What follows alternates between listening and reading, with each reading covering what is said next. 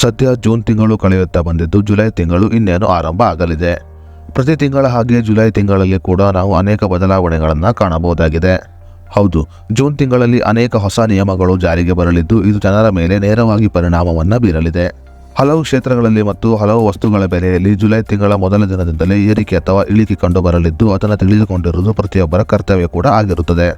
ಹಾಗಾದರೆ ಜುಲೈ ತಿಂಗಳ ಆರಂಭದಿಂದ ಆಗುತ್ತಿರುವ ಹೊಸ ಹೊಸ ಬದಲಾವಣೆಗಳು ಏನು ಅನ್ನೋದರ ಬಗ್ಗೆ ಸಂಪೂರ್ಣ ಮಾಹಿತಿಯನ್ನು ಈ ವಿಡಿಯೋದಲ್ಲಿ ನಾವು ನಿಮಗೆ ತಿಳಿಸಿಕೊಡ್ತೀವಿ.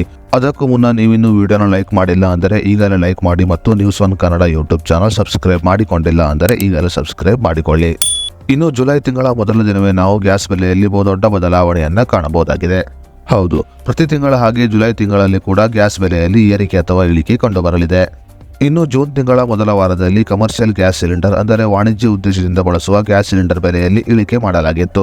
ಅದೇ ರೀತಿಯಲ್ಲಿ ಜುಲೈ ತಿಂಗಳ ಮೊದಲ ವಾರದಲ್ಲಿ ಕಮರ್ಷಿಯಲ್ ಗ್ಯಾಸ್ ಸಿಲಿಂಡರ್ ಬೆಲೆಯಲ್ಲಿ ಏರಿಕೆ ಆಗುವ ಸಾಧ್ಯತೆ ಇದೆ ಎಂದು ಹೇಳಲಾಗುತ್ತಿದೆ. ಕಮರ್ಷಿಯಲ್ ಗ್ಯಾಸ್ ಸಿಲಿಂಡರ್ ಬೆಲೆಯಲ್ಲಿ ಏರಿಕೆ ಆಗುವುದರ ಜೊತೆಗೆ ಗೃಹ ಬಳಕೆಗೆ ಬಳಸುವ ಗ್ಯಾಸ್ ಸಿಲಿಂಡರ್ ಬೆಲೆಯಲ್ಲಿ ಸುಮಾರು 50 ರೂಪಾಯಿ ಇಳಿಕೆ ಕಂಡುಬರುವ ಸಾಧ್ಯತೆ ಇದೆ ಎಂದು ಹೇಳಲಾಗುತ್ತಿದೆ.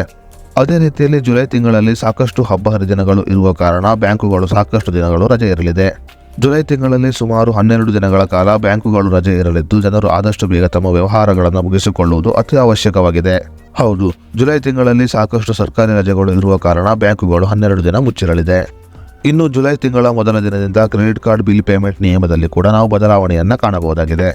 ಹೌದು, Google pay, phone pay, credit ಮತ್ತು ಬಿಲ್ ಡೆಸ್ಕ್ ಮೂಲಕ ಕ್ರೆಡಿಟ್ ಕಾರ್ಡ್ ಪೇಮೆಂಟ್ ಮಾಡುವವರಿಗೆ ಹೊಸ ನಿಯಮ ಜಾರಿಗೆ ಬರಲಿದೆ.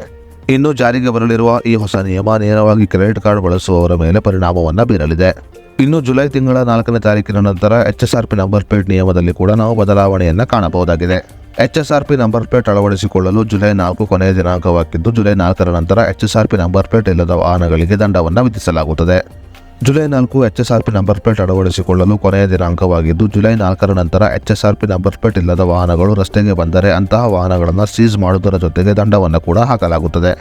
ಅದೇ ರೀತಿಯಲ್ಲಿ ಜುಲೈ ತಿಂಗಳಲ್ಲಿ ನಾವು ಸಂಚಾರಿ ನಿಯಮದಲ್ಲಿ ಕೂಡ ಬಹುದೊಡ್ಡ ಬದಲಾವಣೆಯನ್ನು ಕಾಣಬಹುದಾಗಿದೆ. ಹೌದು, ಜುಲೈ ತಿಂಗಳಿಂದ ಅಪ್ರಾಪ್ತ ವಯಸ್ಕರು ವಾಹನವನ್ನು ಚಲಾಯಿಸಿದರೆ ಅಂತಹ ಮಕ್ಕಳ ಪೋಷಕರಿಗೆ 25,000 ರೂಪಾಯಿ ದಂಡವನ್ನು ವಿಧಿಸಲಾಗುತ್ತದೆ.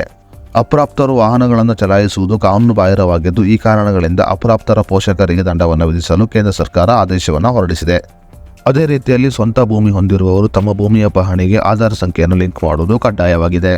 ತಮ್ಮ ಭೂಮಿಯ ಪಹಣಿಗೆ ಆಧಾರ್ ಸಂಖ್ಯೆಯನ್ನು ಲಿಂಕ್ ಮಾಡದಿದ್ದರೆ ಅಂತಹವರು ಸರ್ಕಾರಿ ಸವಲತ್ತುಗಳನ್ನು ಪಡೆದುಕೊಳ್ಳಲು ಸಾಧ್ಯವಿಲ್ಲ. ಅದೇ ರೀತಿಯಲ್ಲಿ ಅನೇಕ ಸರ್ಕಾರಿ ಕೆಲಸಗಳನ್ನು ಪೂರೈಸಿಕೊಳ್ಳಲು ಜುಲೈ ತಿಂಗಳು ಕೊನೆಯ ದಿನಾಂಕವಾಗಿರುತ್ತದೆ. ಇನ್ನು ಜುಲೈ ತಿಂಗಳ ಒಳಗಾಗಿ ಈ ಎಲ್ಲ ಸರ್ಕಾರಿ ಕೆಲಸಗಳನ್ನು ಪೂರ್ಣಗೊಳಿಸಿಕೊಳ್ಳದೇ ಇದ್ದರೆ ಅಂತಹವರು ಇನ್ನು ಮುಂದೆ ಸರ್ಕಾರಿ ಯೋಜನೆಗಳ ಲಾಭವನ್ನು ಪಡೆದುಕೊಳ್ಳಲು ಸಾಧ್ಯವಿಲ್ಲ ಎಂದು ಸರ್ಕಾರ ತನ್ನ ಪ್ರಕಟಣೆಯಲ್ಲಿ ತಿಳಿಸಿದೆ.